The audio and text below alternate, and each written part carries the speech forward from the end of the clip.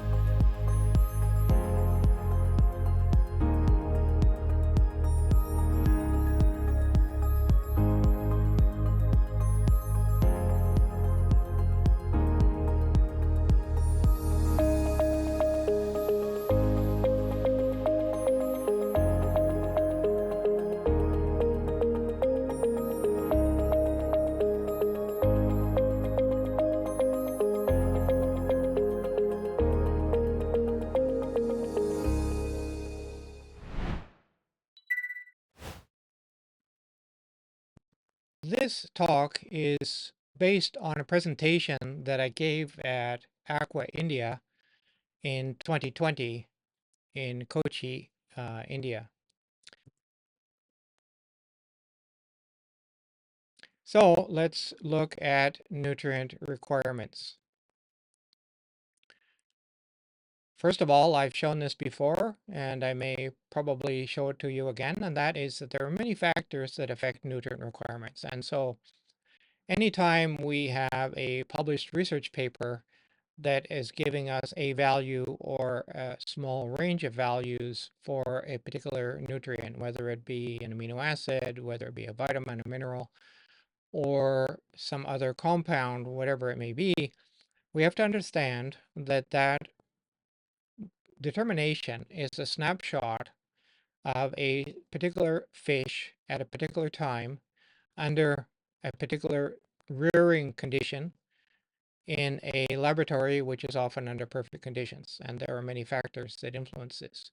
So as feed formulators, we have to understand that there are many factors which can affect our nutrient requirements, and we should be starting out with the published values, and then we should be fine-tuning them according to our particular strain, our particular farming conditions, our particular feeds, and so on, until we get the formulation that works best for us.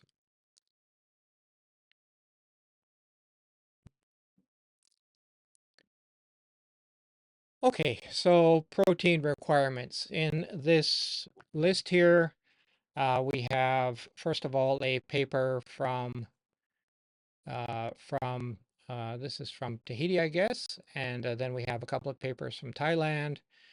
This is from SeaTech, and then all of the rest of these papers are coming from one researcher or another in the Australian research community for aquaculture and aquaculture feed nutrition. Looking here, we see optimal levels. Some of these I think are reasonable, but what we can see in general is that the values range from about 46 up to about 55. And of course, when we look at the initial fish size, some of them they've given us initial fish size, some of them haven't. But we see here 50 for quite a small fish, 1.3 grams, and we see 46 for a fish somewhat over 1 kilogram. So that in general follows the same rule that we know, where protein typically tends to need to be higher for small fish, and then can typically go down for larger fish. But of course, when we talk about protein requirements, what we're really talking about is that a suggested protein requirement for a feed is just simply the estimation or a guideline for determining the amount of amino acids that that protein will provide will be enough for the growth of the fish on that day or perhaps the next few following days, depending on the rate of metabolism. And this graph more or less follows the uh, patterns that we've seen with other species, whereas we increase the digestible protein level, we typically will see an increase gain in weight. Now, we kind of have a line here. So we've got 4 points, and basically we could say maybe that's on the same one. But we have a few that seem to be a little bit like outliers, and so that has affected the position of the line a little bit. But we can see that it's a fairly linear relationship.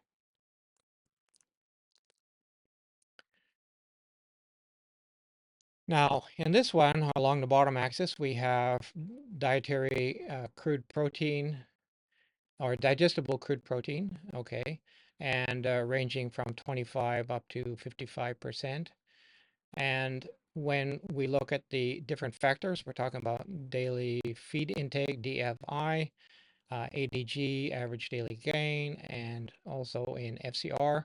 So let's see here. We have daily food intake. As the protein level goes up, the animals need to take in less pellets to obtain that quantity of protein, and so then the rate of intake can go down. We then see here that on the average daily gain at about 40 to 43% protein, it seems to more or less level out. There's not really anything to be gained at least in this term for an improvement in rate of gain. But notice that as we increase the protein level, similar to the daily food intake, the feed conversion ratio goes down as well. And once again, at about this point, it's level. So if we can manage with a feed at this protein level, that's actually more economical than if we were to increase the protein level up here somewhere, but we wouldn't see an equivalent benefit in reduced feed conversion or increase in growth rate, since it seems to level out somewhere around here.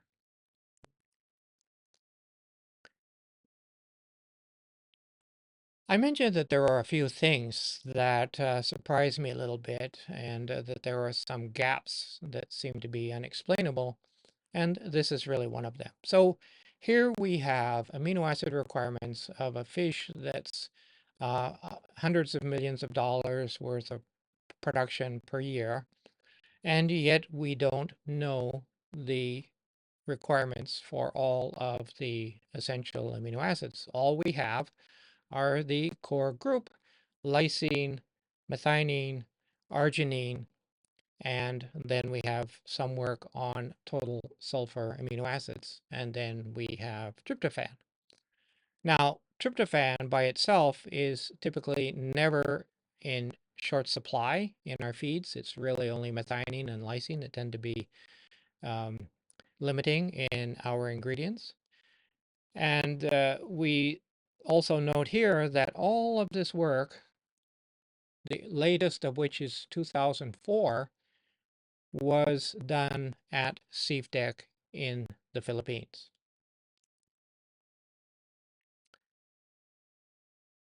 Other than those papers that outline those requirements there are really very few other papers talking about amino acids in Asian sea bass. So we have this one back from 1998 about looking basically at the free amino acid profile in eggs and larvae. This is one that was referred to in the previous slide. Then we have taurine, which is an amino acid, but it's not considered to be an essential amino acid. And then we have this partial utilization efficiency of protein and methionine by Barramundi in response to dietary methionine source and form. So whether we're talking about DL-methionine or amino acid methionine, or whether we're talking about methionine dipeptide, that would have maybe some effect on the requirement that we would use. And then we have this one where we're looking at the free amino acid profile um, in response to feed consumption, and also related to dietary methionine. And then once again, here's another paper on threonine, or not threonine, excuse me, on taurine. Going into Google Scholar and finding so little is actually kind of surprising.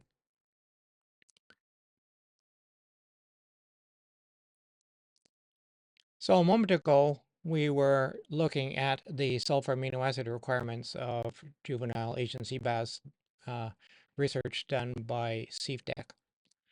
And that was done here, as you can see here, in 1998. But then the researchers in Australia wanted to check and see whether that, in fact, was a correct assessment. And so they more or less replicated the concept. They, of course, had a different location, different rearing conditions, different feeds, and so on. And what they really wanted to do was to update their statistical analysis. And instead of using a broken line equation, such as was done here, they instead wanted to use a quadratic polynomial equation, and as you see here. So in this experiment up here, they started with fish that were quite small, about 2.6 grams, and they were fed a feed that had a basic protein level of 46%, as you can see here, and then they had methionine levels ranging from 6.2 up to 12.6 grams per kilogram of dry diet. And when this was more or less replicated by the Australians, they did one experiment. Their diet was actually, if you notice here, 59% protein or so for the second one. The first one I haven't noticed, but haven't marked here, but it was also similar to that, quite high level relative to the SeaTech research. The problem that they had with the first one was that they used range between 7.2 and 12.8 grams methionine, and it turned out that the upper limit was too low, that they had not able to see an inflection point. It was like basically climbing through the entire range. And so then they realized that they had to go to even higher levels in order to see some inflection. And so they replicated it again. Now, in this case, the fish were 35, near 34.6 grams. And then they, in this experiment, they had gone to only 12.8 grams methionine. In this one, they actually went up to 21.4, as you can see right here. And so when we look at this one, they assume that it was like 13.4 grams per kilogram of dry diet, or about 2.9% of crude protein. And when the Australians replicated it, they have 13.8 if you look at 100% of the maxima, 13.6, and if you use 95%, which some people prefer to give a little bit of a margin, then the value was 10.5. they looked at these two and said, well, basically on an as-fed basis, the old information is more or less correct, and they were not able to significantly change that requirement with their more up-to-date research. Now, whenever we don't have a full amino acid requirement list, we then have to fall back on analysis of muscle or whole body. Typically, we would look at a whole body analysis like this because different proteins in the body will have slightly different profiles. Some tissues like the intestinal tissue or the muscle tissue, or maybe stomach tissue or the heart or whatever, will have slightly different amino acid profiles. And so instead, when we take a fish, not a huge fish, and we will do a whole body analysis of, blending an entire fish, well, then we can get this range for the essential amino acids that we don't know.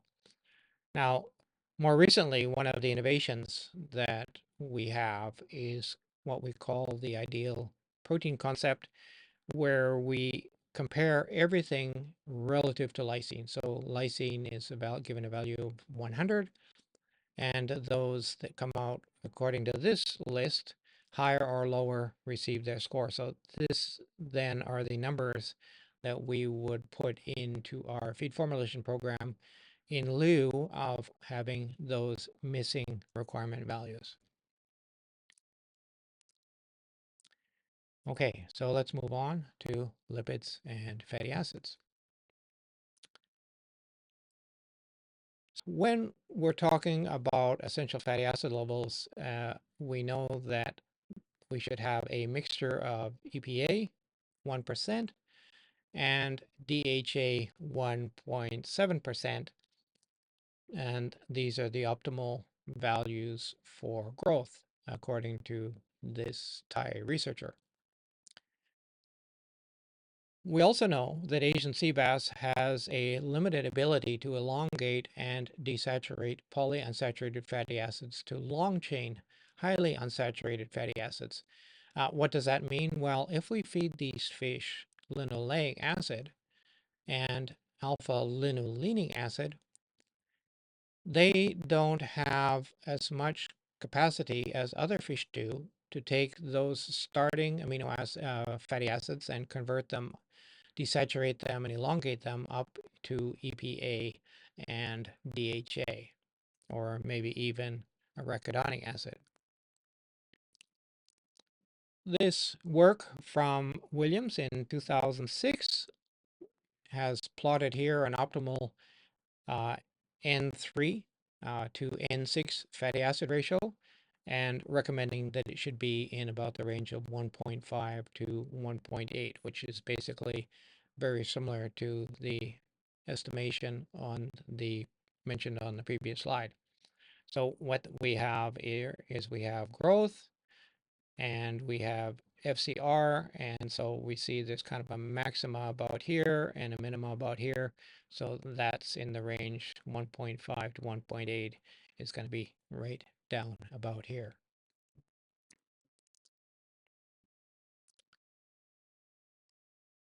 Okay, so this is a paper also from Australia that's worth mentioning. So rapid effects of essential fatty acid deficiency on growth and development parameters and transcription of key fatty acid metabolism genes in juvenile barramundi. Well, I'm only just really touching the surface of this. It's quite a long paper. It's quite complicated. There's a lot of gene profiles, PCR work, and so on that I'm unable to get into. But the basis of it was that the fish were pre-fed a commercial sea bass feed, and then the fish initially were at the end of that pre-feeding period. The fish were 47 grams at the beginning of the experiment. Then they were fed one of 3 experimental diets for the next 8 weeks. And those diets including, so a fish oil control. Notice here that if we go down here to fish oil, we see it has 8.2%. Then we have a low fish oil here where the fish oil is only 1%. And then we have FO free. So this is no fish oil at all. The lipids are coming from olive oil and palm oil. And so also from the ingredients. And then we'll look in here at the fatty acid profile, DHA, EPA, arachidonic acid, alpha-linolenic and linoleic acid. We see that there are differences, of course, based on the lipids that were added into the feeds. Now, looking on this side, we see the whole body analysis. And we can note that in the diet with low fish oil and fish oil free, that the highly unsaturated fatty acids, the EPA, the DHA, and even the arachidonic acid are much lower than in the fish oil control diet. So the thing is that the fish are not being fed the highly unsaturated long chain polyunsaturated fatty acids, but they're not really able to synthesize them. Otherwise, these numbers would be higher. Now, here we have below us 4 graphs. So we have, looking at the colors, we have the dark color is the control, the medium gray is the low, and the light gray is the free. We have then separated by short chain fatty acids, monounsaturated, this is saturated fatty acids, monounsaturated, polyunsaturated, and long chain polyunsaturated fatty acids. And we see that with the different diets that um, the retention of the saturated fatty acids has gone down. And I believe that has to do with the fact that the fish oil has saturated fatty acids, but the olive oil really does not. Okay, the palm oil does, but I have not shown you a breakdown of the actual the saturated fatty acid profile, but it comes out as being primarily palmitic acid, which is what you get from palm oil. So in the monounsaturates, that's basically oleic acid is the main one we would be talking about here. Also, we see as the level of fish oil is reduced down to it, we see some reduction going on. And so similar pattern, except for the long chain polyunsaturated fatty acids, it doesn't behave that way. Now, we can also note down here beta oxidation. So beta oxidation is a process that occurs in the mitochondria. There's actually 2 pathways that are involved. One pathway for the oxidation of fatty acids, 20 carbons and lower. So that's 20 carbons, 18 carbons, whatever. And then there's another process going on in the mitochondria, which takes the highly unsaturated long chain, the C24, C26, C22, and then it brings it down to a C20, and then the C20 can be then utilized in the normal beta oxidation process. But what we notice here is that in the polyunsaturated fatty acids, there seems to be considerable amount of beta oxidation going on. So what does this imply? This implies that these are maybe in excessive amounts. Well, we're talking about alpha-linolenic and linoleic acid.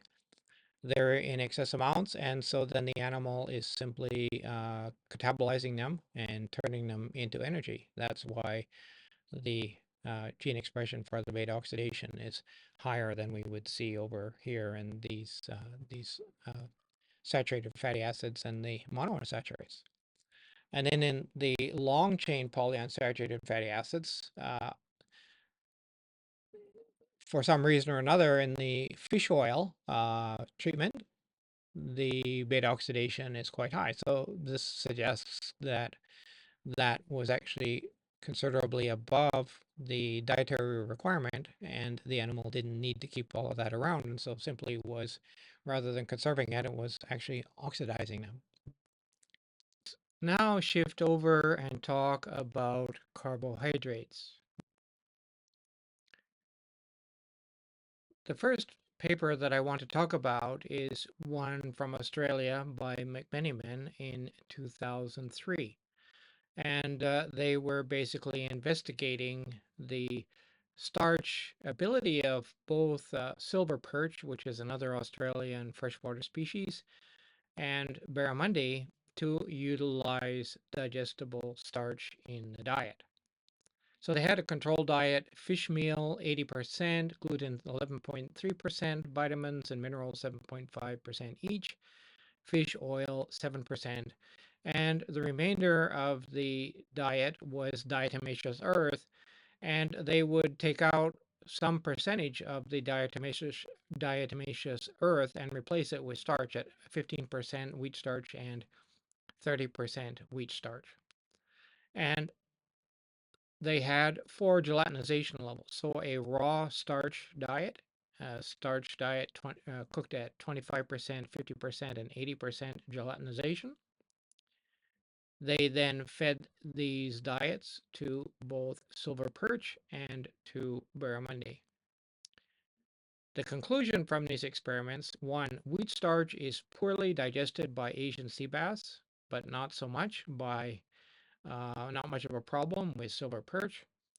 With Asian sea bass, the more wheat starch in the diet, the lower the digestibility of the starch, and the efficiency of feed conversion is reduced by including wheat starch in Asian sea bass feeds. So if we look over at this graph, we see the upper line here is silver perch, and the bottom line is Asian sea bass. This axis is relative weight gain, so they peg at zero starch. This diet then they peg as the 100%, and they're comparing relative to the zero starch diet. Presumably, this is the uncooked raw starch diet. And what they see at 15%, they see a slightly improved growth rate with silver perch and some reduction when the starch level is increased to 30. But with Asian sea bass, the more starch they add, the lower the growth rate. And at 30% starch inclusion, they got only 70% of the gain that they observed in the carbohydrate-free diet. So this is how they draw the conclusion, is that the more wheat starch in the diet, the poorer the feed conversion, and that's due to a reduced growth rate.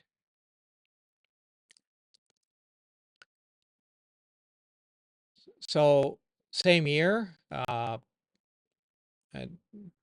some of the same research laboratory. So this one, high starch, reduced growth, and this is the one that I just showed you. This graph I just showed you, but this one over on this side is new. They tested different kinds of starch: raw wheat starch, gelatinized wheat starch, dextran, glucose, and pea starch, and they have the apparent digestibility coefficient of those starches as a percent.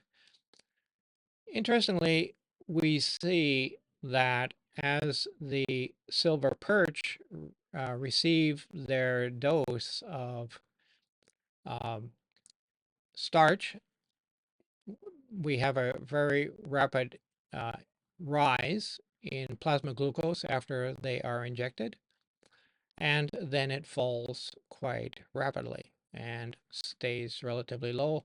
I would look at that and I would say it's more or less dropped to baseline within about 12 hours. On the other hand, the response of the barramundi, it climbs quite slowly, and it's not nearly as dramatic, but it takes much longer to drop down more or less to baseline.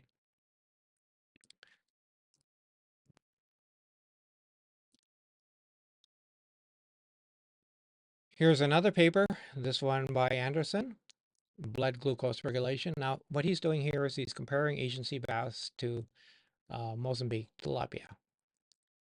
And both the Asian sea bass and the Mozambique tilapia were about 25 grams weight. So this was by injection. And in the case of the glucose, as you see here, they injected 1 gram, 2 grams, 4 grams glucose per kilogram body weight. We then have our numbers 1, 2, 4 according to the doses that are administered. And 4 seems to totally overload the plasma glucose load of the animals, and it takes a long time. We're talking here basically, days, right? And yet, when we look at the same response to in a tilapia, same weight, same dose, the peak in the glucose in the plasma climbs very fast and drops equally as fast back down to baseline in a matter of of hours. Now, at some point or another here, when we're looking at this, we see, okay, so 1 and 2, it dropped down much faster, but 4 just seemed to be just totally overloaded, and that's why it took so long to get there. Now, well, what about some other carbohydrates? So then they have galactose here, and they have xylose, and they just injected 1 gram xylose per kilogram body weight. And here, the Asian sea bass seems to have quite a difficult time with the galactose and also the xylose. The tilapia, the galactose, just very minor response and flatline very fast. Whereas with the um, tilapia and the Asian sea bass, we get a peak quite similar. Then the tilapia drops down, but notice that it doesn't drop down to baseline, which is somewhere down in this vicinity. Uh, Beyond, it's basically it takes more than 1 day to get down there. And at this rate, how long would it take the Asian sea bass to get down to that level? Maybe 2, 3 days.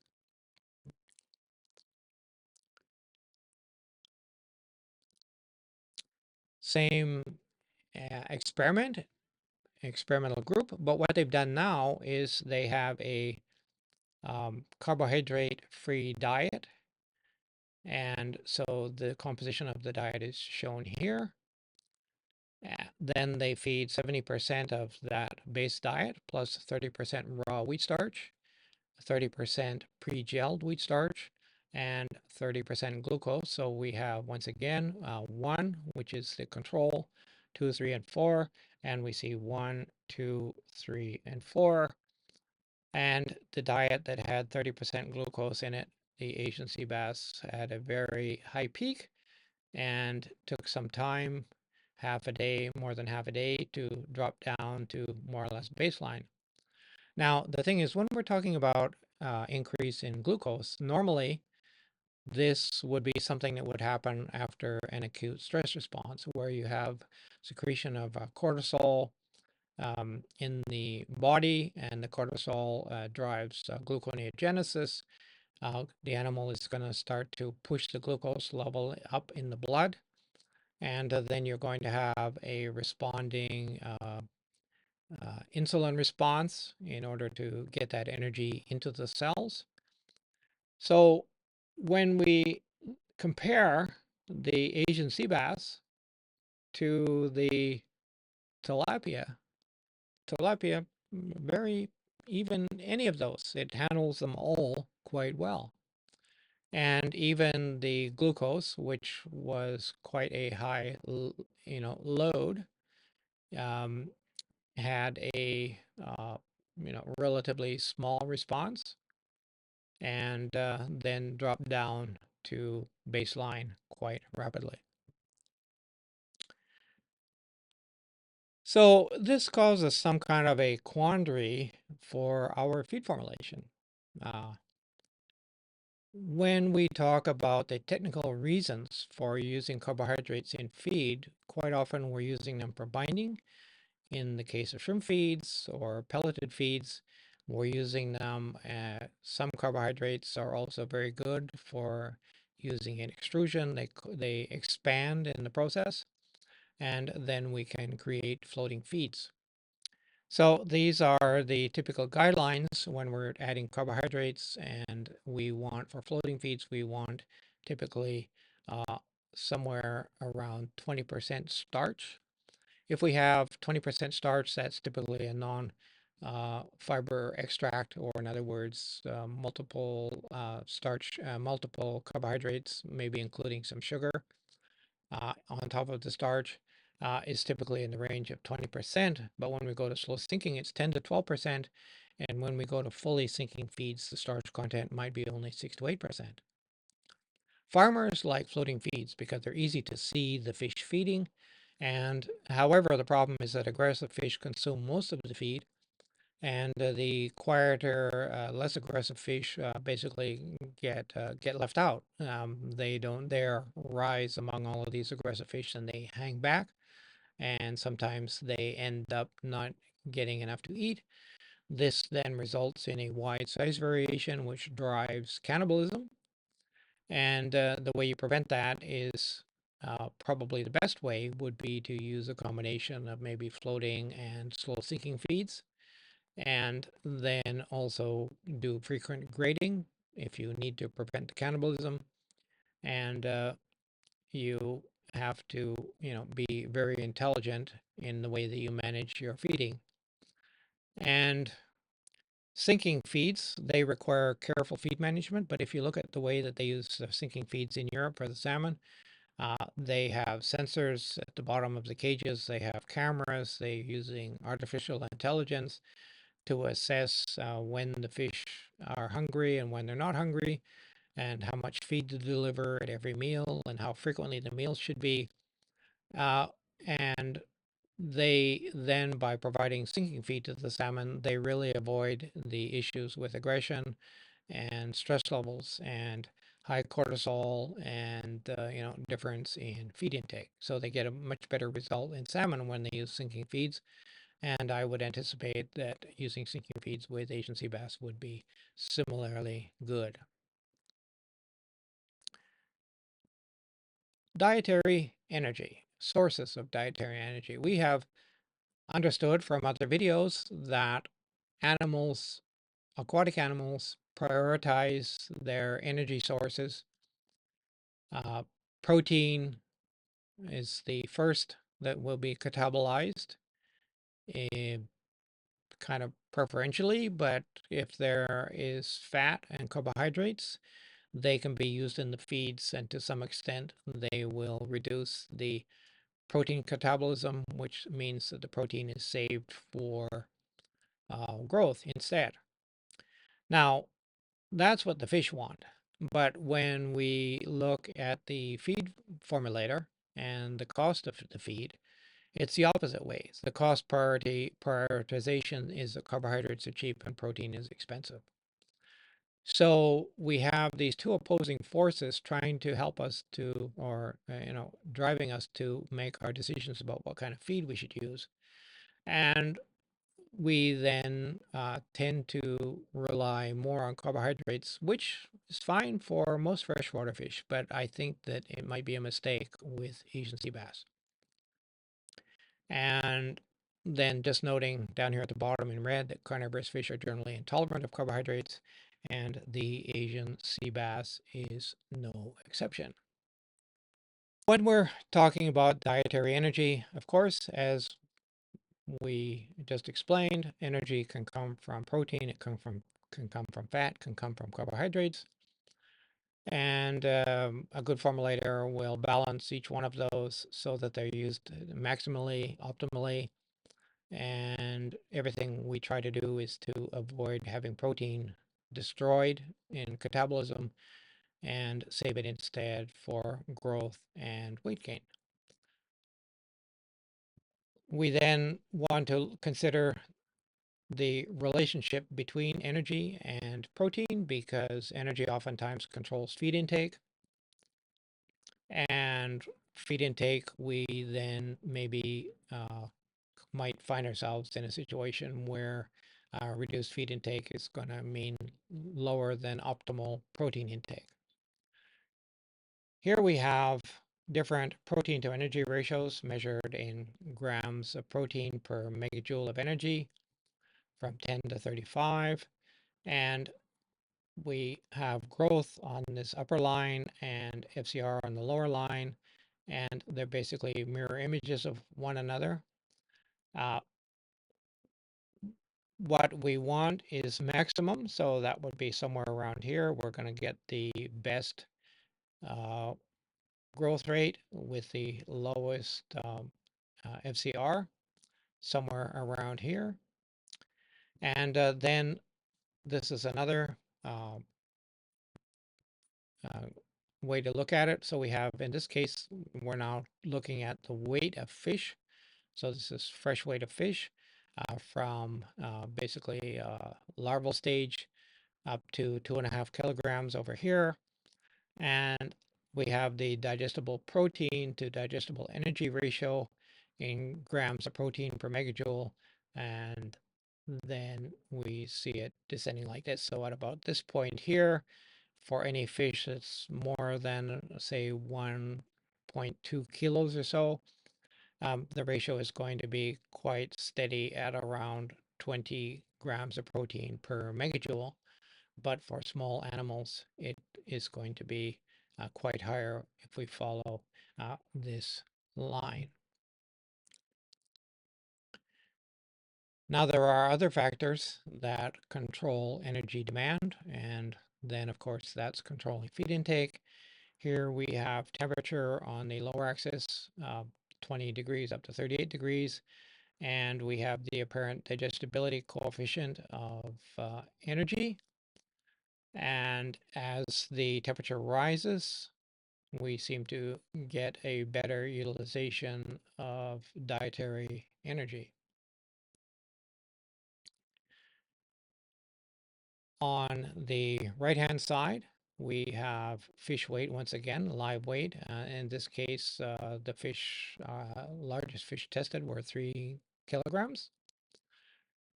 We have gross energy demand in terms of kilojoules per fish per day. And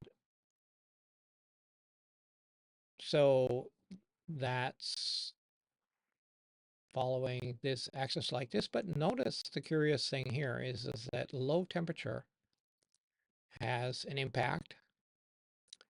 And this is at 20 degrees, this is at 25 degrees, 30 degrees, and 35 degrees. So temperature basically is driving the gross energy demand, and that's why this curve is the same. That is, as the temperature goes up, more energy is needed, and the animal obtains that energy more efficiently from the food. Here we have maintenance energy demand. So this is energy just simply for the fish to stay alive, to swim, to control its normal metabolism, maybe not really, maybe including basal digestion and so on, enzymes and proteins and so on. And once again, we have the impact of temperature affecting the maintenance energy demand. And so when an animal has a lower maintenance energy demand, it will naturally eat less feed because it doesn't need to eat more. So this is why we see such a strong relationship between feed intake and water temperature.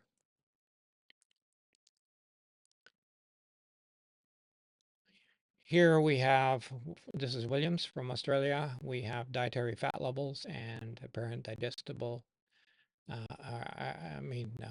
apparent daily gain. What they've done here in experiment 1 was they had 3 fat levels. So they had 7% fat, 12.8% fat, and 18.3% fat. And notice that even they went up to the highest level, there was basically no sign of any kind of an inflection going on there at all. So in the second experiment, they threw out the 7% and they made 13 the minimum. Then they went to 18 and they went to 23. And so you would look at this and say, well, if a diet was 55% protein, that we need to have at about 23% fat, we could manage that okay. And so the fat level can actually be quite high for Asian sea bass. And it doesn't really slow down the uh, daily weight gain.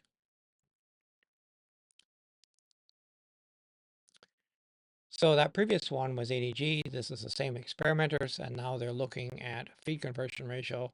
Same thing we saw before, experiment one, 7, 12, and 18% fat, and then 12, 13, 18, and 21% fat. And they obtained the lowest FCR at the highest fat level. But we have to understand that this is a relationship between um, fat and protein level. Okay, so this is, fat protein energy ratio.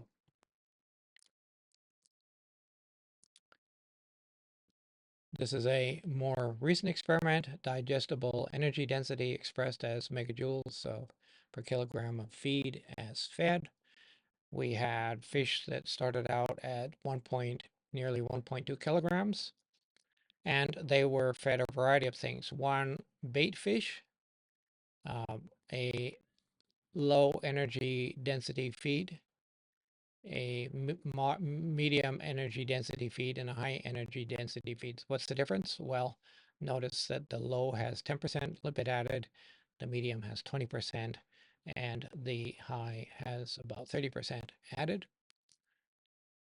When we look at the digestibility of that energy, we see here dry matter digestibility, we see protein digestibility and energy digestibility. Putting it all together, what these authors recommend, and this is actually a paper worth scanning the QR code and going and reading it for yourself, is their recommendation was that the optimum was around 18.4 megajoules per kilogram, uh, and that was for a fish about 1.6 kilograms of feed intake per fish. So this is with 1.2 kilogram fish. And so then if they had this energy level at this energy concentration in the feed, that they got the best feed intake and the best growth. Okay, vitamins and minerals. Here is another glaring gap. Now, I've just gone through in preparation to Google Scholar and I've searched for vitamins and Asian sea bass, and as little as we see here, and this was published by Glenn Cross in one of his publications in 2013, there is nothing new. It's all the same one. So we don't have any knowledge about fat soluble vitamin requirements. We know that R means required. We didn't test it. We don't know. We don't know. We don't know. We don't know. And then we have these three. So this was published 5 to 10, 15 to 90, and crystalline ascorbic acid 700, and ascorbate 2 monophosphate magnesium 25 to 30. But all of these two and these two were done in Thailand back in the 1990s by Dr. Mali Bunyaratpalin and her other research team. But the thing is, they were not included in the NRC 2011, suggesting that for some reason or another, the people that were auditing the research or looking at the papers and trying to decide whether they met the criteria to include or didn't include, they chose to disregard these numbers, and they did not put them in NRC, and there is nothing else. Now, for a fish that's doing 700, $800 million a year, it's quite surprising for me that we don't know. Why? Because vitamins are needed for 100% of all metabolic reactions going on in the body, and that there are vitamins involved in every single process, every single enzyme has to have some vitamin close by as a cofactor. And the fact that we don't know means it's very hard for us to really optimize the diets for high performance. So what do we use instead? Well, what I have done is I have gone back to the DSM OBN vitamin guidelines, and now we have a 2022 version, which you can get here if you go and scan this QR code. I don't think you need to register for this. Now, I have to say that for some period of time, 2015 to 2023, I was a technical consultant for DSM, and I wrote this white paper, Optimum Vitamin Nutrition for Warm Water Aquaculture, in 2017, and you can go and find it from this location. Now, when we don't know what Asian sea bass need, we use the nearest equivalent. And in that case, it's European sea bream and European sea bass. And the table includes the values for the 2016 guidelines, and there were very minor changes in the 2022 guidelines. So in the 2022 guidelines, they actually dropped the upper level of vitamin C. And of course, this is stable vitamin C. This is not crystalline ascorbic acid. And then on the other hand, choline, they increased. So they assess all of the up-to-date research since the last edition was published, and then they make suggestions to this. Normally it's done by some of DSM's in-house experts.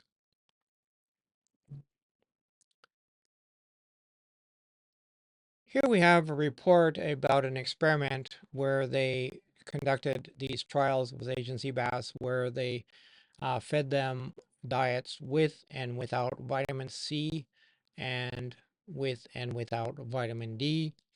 And then they also had treatments that had different lighting regimes in order to assess whether the presence of ultraviolet light changed anything in terms of vitamin D synthesis in the skin of the fish.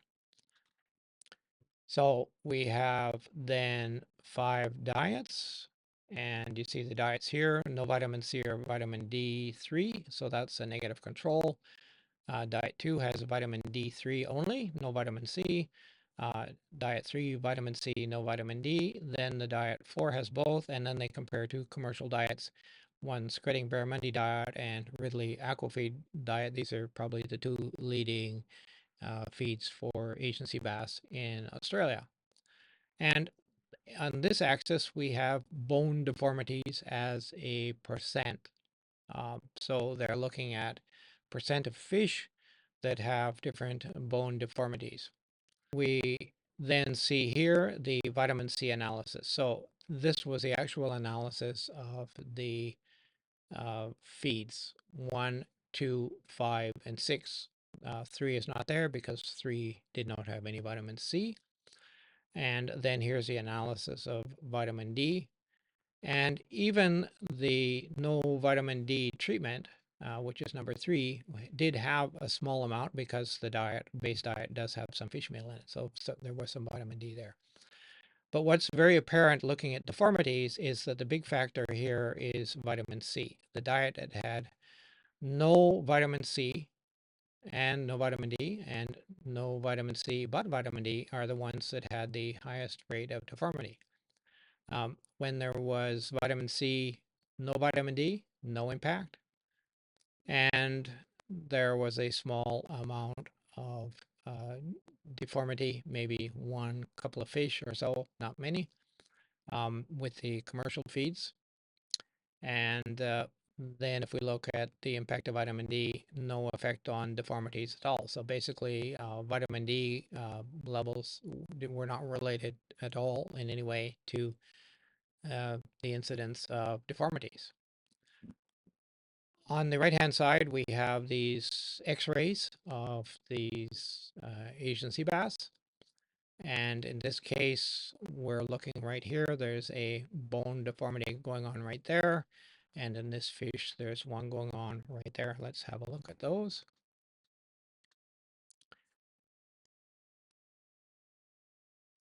This one we're going to call a broken back syndrome because you can see there's a deformity right there. And essentially, it almost looks like this is almost not even connected to this part. So what they would call broken back. So this fish would not swim properly in any way, probably would be very obviously damaged. And then the other one, very common with vitamin C deficiency, is lordosis. So this is um, a bend in the vertical axis, where if it's in the horizontal axis, we would call that scoliosis. So these were then caused by the diets that had no vitamin C. So obviously vitamin C is needed to prevent these kind of deformities in Asian sea bass.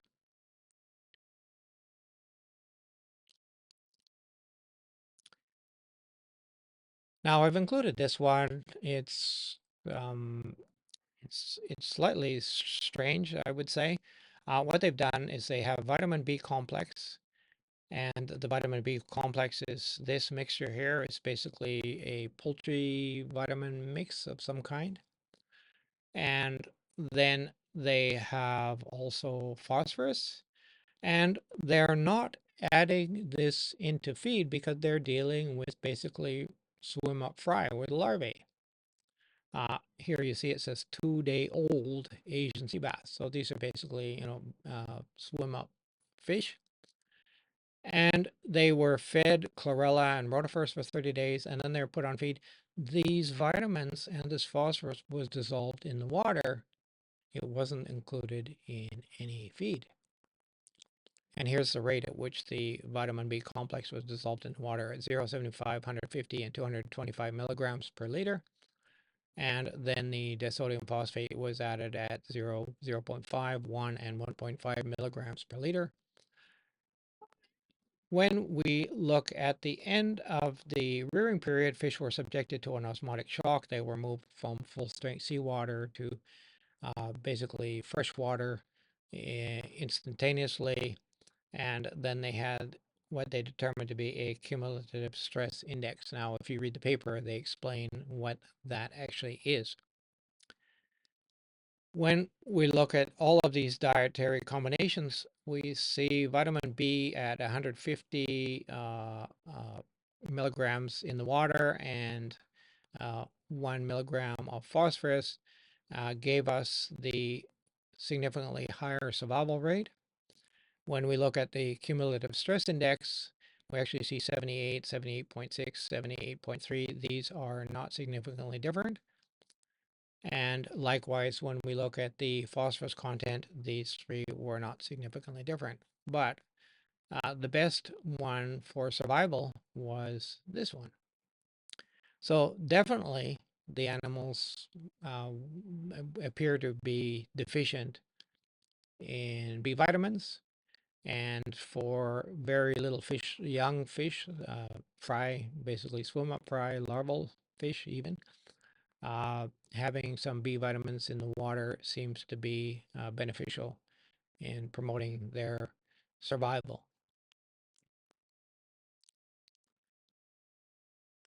Similarly to vitamins, when we look at the mineral requirements of Asian sea bass, there's once again a lot of unknowns. This work comes from Glenn Cross from 2014. We have in seawater and we have in freshwater. And in general, minerals need to be more present in freshwater because the seawater, of course, is loaded with all of the minerals. We see here potassium, 8,000, 9,000. It's somewhat deficient in relative to need. It's deficient in water pretty much across the board. Phosphorus, typically I've mentioned it before, phosphorus is quite low in all water.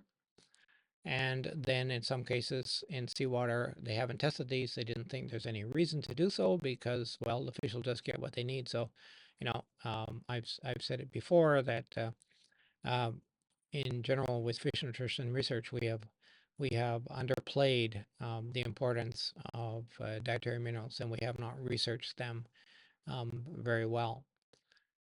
But some apparently here is needed in fresh water.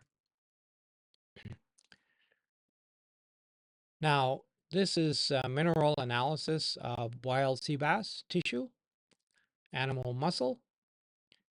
Fish were just bought at a fishing dock, and the fish was about 260 grams weight. Then they've analyzed these using ICP-MS, and so that's a complicated method for analyzing elemental ions. And they have these values. Now, I have to say that I have gone and looked at other papers from other countries, other regions, and they are not necessarily similar to this. So if this was something of concern for you, you would have to go and find some fish in your own area and have this analysis done. Now, if you're doing atomic absorption spectroscopy, that's element by element. But if you're doing the plasma spectroscopy, the ICP and ICP-MS, they typically will charge you one fee, and all of the minerals will be analyzed simultaneously. It tends to be a more cost-efficient way to do mineral analysis. We also have an idea that sometimes in order to help fish in freshwater deal with osmoregulation because their blood is saltier than the water, sometimes it helps to fortify the feeds with salt. And this experiment from an Israeli researcher, Dr. Harpaz, Asian sea bass were grown in tanks with fresh water for 50 days, and then the sea bass at 182 grams were acclimated to 20 parts per thousand salt water for an additional 25 days. And then they fed them diets with no additional salt, with added 1%, 2%, and 4% salt. Here we see the feed conversion and the instantaneous daily growth rate in both the freshwater and the seawater phases. And then they're looking at some enzymes in the digestive system. So the alkaline phosphatase, lactase, leucine aminopeptidase, this transpeptidase, and in freshwater and seawater, these don't look so different, although there's a little bit of difference going on here in the pyloric ceca. In the intestine, it doesn't seem to be much different. But we do see, curiously, in fresh water, the lactase seems to rise with more salt in the diet. And that's the general trend we see here. In the freshwater, more salt in the diet gives us more enzyme activity. Except when we come to the leucine aminopeptidase. So this is a peptidase that's working in the intestine. And as the salt level goes up, the activity level of the enzyme goes down. But in seawater, it's the exact opposite, which is I'm not a good enough biochemist to explain why that might be. And then when we're looking at this transpeptidase, so transpeptidase is basically we're moving uh, peptides around and maybe converting one into another one, and we see uh, across for here um, not much difference on salt in the feed. Didn't seem to really impact things very much at all compared with some of the other treatments for the other enzymes. But anyway, here we see in seawater, we seem to have a bigger response than we had in the freshwater.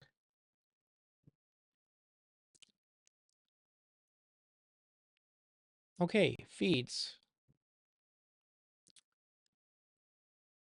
For the longest time in Southeast Asia, when we did not have any good information about the nutrient requirements of Asian sea bass. We did not have uh, good ways of making the feeds. For decades, the farmers were relying on using fresh fish caught from the sea, typically low value species. And this is basically a typical anchovy found in Southeast Asia. So they hack these fish into pieces, and they might feed a fish 1 piece per day, 2 pieces per day. So low cost fish, or now we IFFO calls these forage fish. Uh, they're not really trash, but they're basically the leftovers after all of the commercially valuable fish have been removed. And we get, because they're wet, we get a very high FCR, somewhere between 4 and 10. They have a relatively low cost, but they have a high FCR. And in my estimation, this is a false cost saving, because when we went here in Thailand to the farmers to try to convince them to switch to manufactured feeds, they say, oh, the feed is too expensive. But the difference is that when we look at commercial feeds is that the FCR is about 1/3. And so we could essentially say we could raise the price relative to fish. We could have a price 3 to 4 times higher, and it wouldn't be any different economics. Now, in Thailand, the Department of Fisheries wants reasonable cost to the farmers. And so then the protein levels are relatively low, started at 42 only and going down to 36. And these feeds then necessarily have to have filler, and the filler is carbohydrate. And as I mentioned already previously, I think that having too much carbohydrate in these diets is probably counterproductive. When we have floating feeds, we need a wide size variation. One of the manufacturers in Thailand actually has 6 pellet sizes from starter to finisher. Another company has 9 pellet sizes from starter to finisher. And then we also, have to consider, some of the other factors about why we would want to stop using trash fish. One, sustainability is one. Poor water quality is another. Inconsistent supply, inconsistent quality. Occasionally, farmers might buy something and it's been actually dipped in a preservative like formalin to keep it from spoiling. And of course, that's going to have an impact. And then it's also, if it's not stored properly, it can also be a disease vector to the fish. So we have had this going on, but slowly in Southeast Asia, we have adoption of pelleted feeds. So this was some research coming from Vietnam. It's a combination of some Australian researchers and Vietnamese researchers. So, survey of 12 small-scale sea bass farmers in central and southern Vietnam with ponds and cages. FCR of trash fish in ponds, 6.2. FCR of trash fish in ponds, um, actually that should be cages, not ponds. Sorry, this should be cages, not ponds, is 4. That's trash fish. And then going to pelleted feeds, about 1.7 is average from 4 farms. So out of the 12 farms, 4 were using pellets and the rest were not.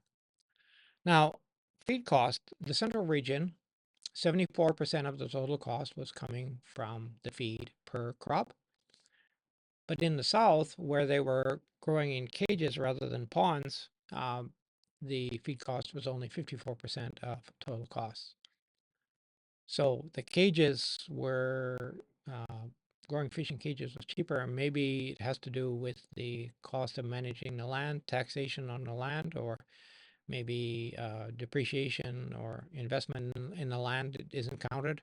Maybe they have to pay a license fee to use the water, but maybe their overhead is considerably lower, so they can manage to make a bigger profit. We then have this information about the feed. So we have the central region, we have finfish, we have south finfish, we have those using pellets, those using trash fish, and then it's separated by size of fish. up to above 700 grams, which is market size. And we're looking here at the price in Vietnamese dong. They have a better price here than here. And when we look at the comparison with the pellets, um, so it's around 22,000 Vietnamese dong per kilogram. Uh, and you see here the feeding in the cages and so on. So this is an interesting paper. If you go and look at the entire paper, it really gives us a very good idea about the costs involved in using trash fish, using ponds, and using cages with trash fish or pellets.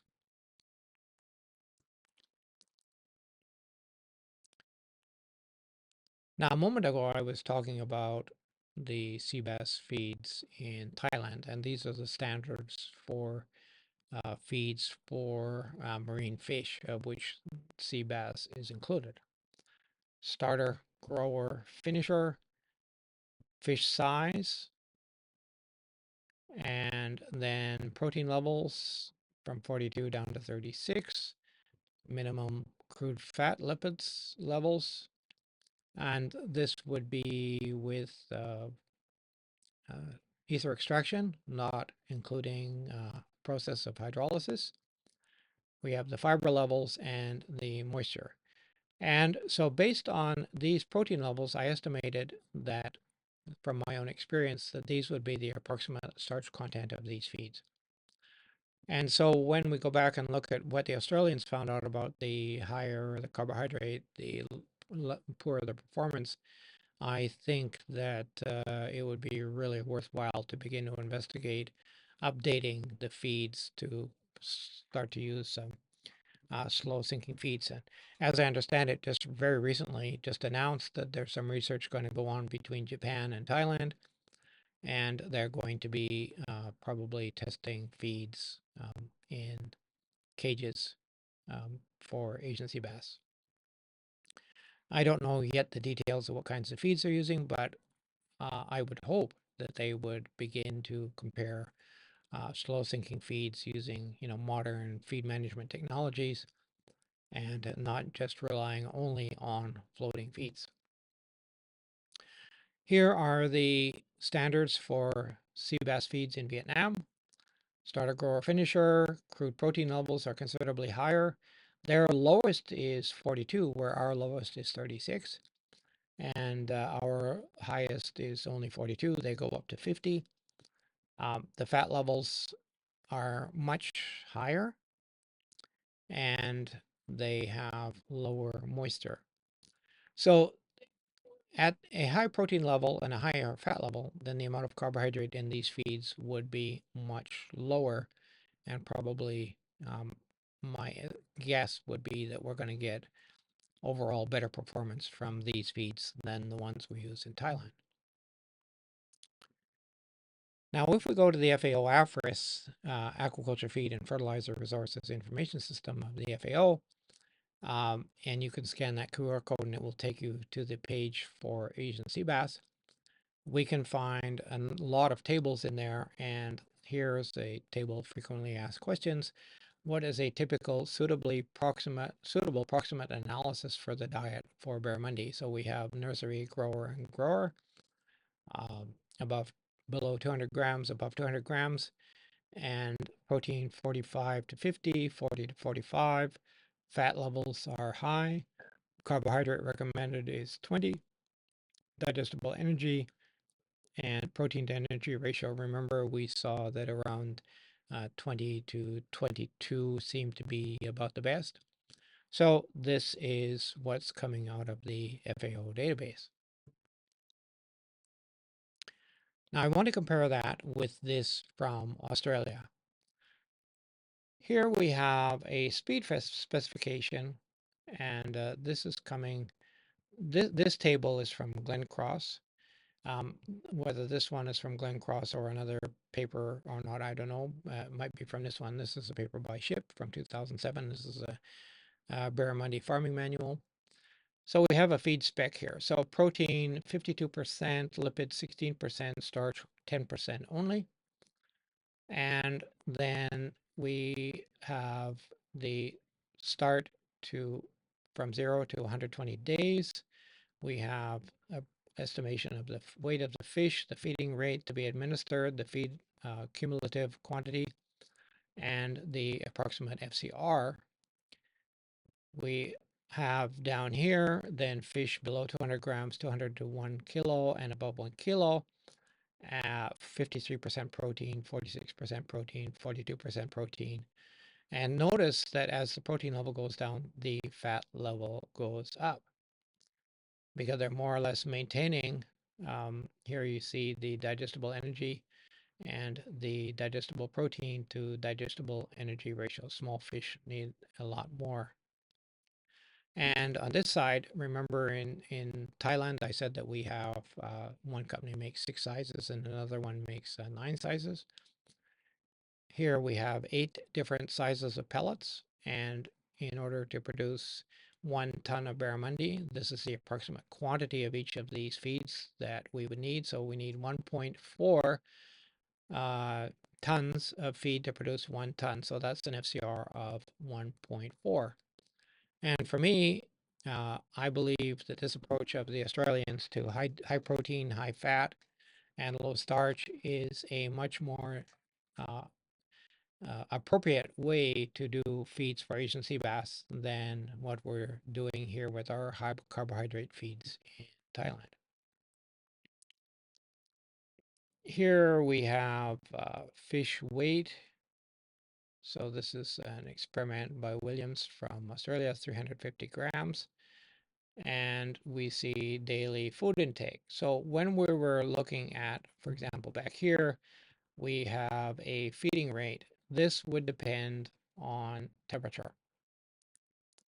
And so that we don't exactly know. So, this would change, depending on what the temperature was.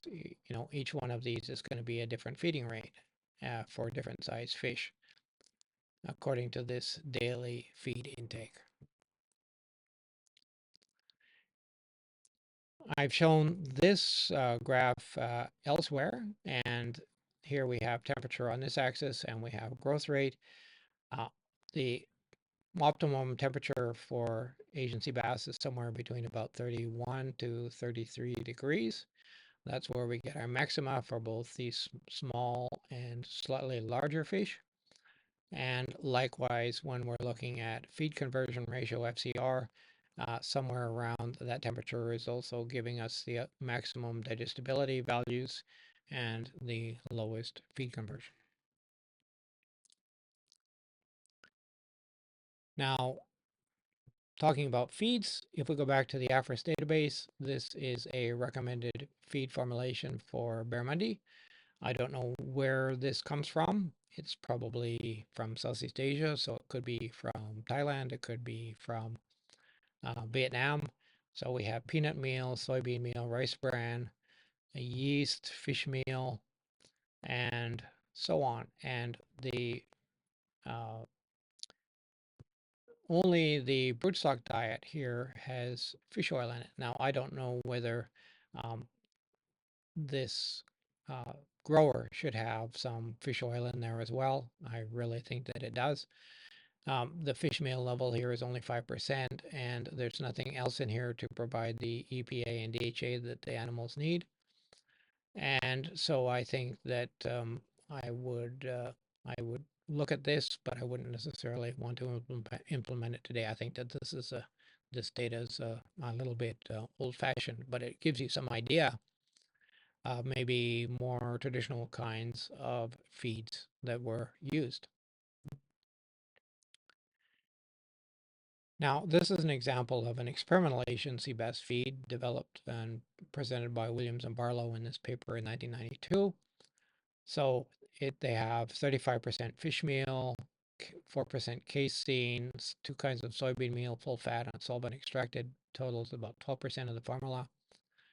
And then they have wheat gluten as a protein and a binder, and poultry offal meal So that's basically 2%. It's maybe more like an attractant than anything else. Some yeast, wheat, flour, and soybean oil and fish oil, and so on. And here's the chemical composition of the feed. So if you were wanting to do, an experimental diet, that's a practical diet, um, this is a formula that these researchers used quite successfully. I did mention early on that some of the research in the 1900s and 1990s and the 2000s was done at CPTEC. And so here's a paper published in 1997 entitled Feed for Seabass by Alden. And it's giving you this practical formulation: fish meal 42%, soy 9%, shrimp meal, acetes. So acetes, these are the tiny little shrimps. These are not farm shrimps. These are the wild shrimps that they harvest inshore, um, in off the coastlines, oftentimes by traditional fishermen. And then we have squid meal and wheat flour, cod liver oil, soybean oil, and so on, as a practical diet with 43% protein for Asian sea bass. Okay, and we now are finishing up, and I just want to share with you some places where you can go and find information more about nutrition and feeds for Asian sea bass if you want to find something. So first of all, here we have nutrient requirements of Asian sea bass, and this was coming from India, 2009. It's reasonably decent. Basankar has published quite a few papers about marine fish in India. This is a chapter in this book, Biology and Culture of Asian Sea Bass, which you can find at this QR code. And this is chapter 8, so nutrition and feeding practices. And then a report for the Australian government by Brett Glencross in 2004, the nutritional management of Barramundi. This is probably the most comprehensive report that we more or less have today.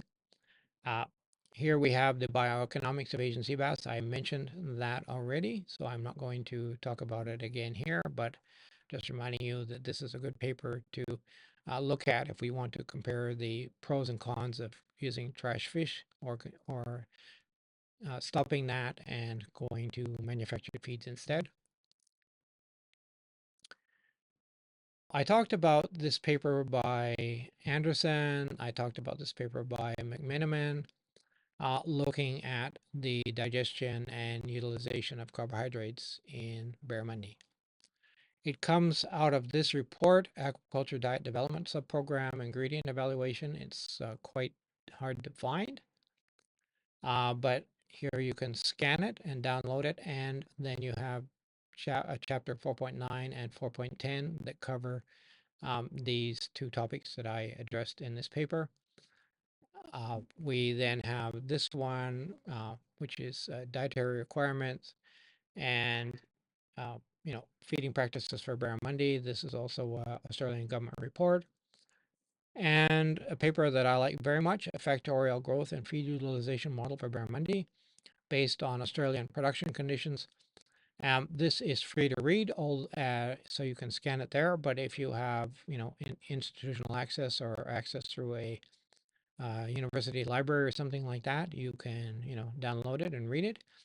The thing is that when they're doing factorial models, they're using small to very large fish. They're using different temperature ranges. They're using different protein levels, different energy levels, different fat levels. And it gives you a very comprehensive view of the growth and the kind of feed that you need for growing Asian sea bass.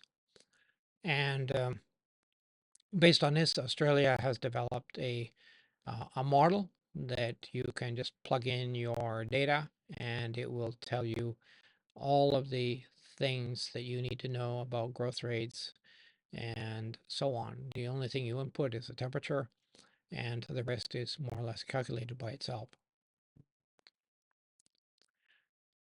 When we're talking about Asian sea bass, I have to recommend that you go to Google Scholar and you scan that QR code and you go and find the numerous research papers published by Brett Glencross or by Brett Glencross and his associates. This, believe it or not, is not a complete list, stretching back as far as about 2008. Prior to this, Brett was working with shrimp, primarily Penis monodon, and prior to that, he was working with Australian grains like lupins, and he also had published some papers about using canola. So these are agricultural products from Australia. But from 2008 until very recently, he has been continuously publishing papers about Asian sea bass nutrition. And I really recommend you can go and find him there. Look up these papers. Some of them will be free to read, free to download, or you have to go and look at each one of them individually. But if you go here to the top of the page, you will see um, the names of the papers and the citations and the years. And if you click on the year, it will align them numerically from the most recent to the oldest, where if you don't click on that, it will just kind of cite them according to their citations. So the most popular will appear at the top. But if you click on the year, it will give you them in a chronological order, and you can go back to the very, very beginning. And that's basically what I did here when I went through from the beginning to the end, pulling all of these papers out just to show you how many that there are. Now, I mentioned earlier that I was a technical consultant for DSM for some period of time. And I also talked to you about the fact that we have the OBN Optimal Vitamin Nutrition Guidelines. That other one that you had that I showed you earlier has all animals in it, including livestock and poultry. But they have this special short edition, which is looking at aquaculture only. And you can go and find it at this link. You can scan that. It will take you to the page where you just simply register, give them your name, email address, uh, give them a few other details, and then you can immediately download it. And I recommend you go and find that. Here we are at the end. This is a picture of Asian sea bass from the place in Thailand in the city where I live. It's a train track market. And we go there and he has fresh fish. These ones are the wild, and this side are from farm. On this is farm size, this is wild size. He actually normally will have Asian sea bass, and he will also have grouper and occasionally something else. But we go here, and this is where we always buy our fish.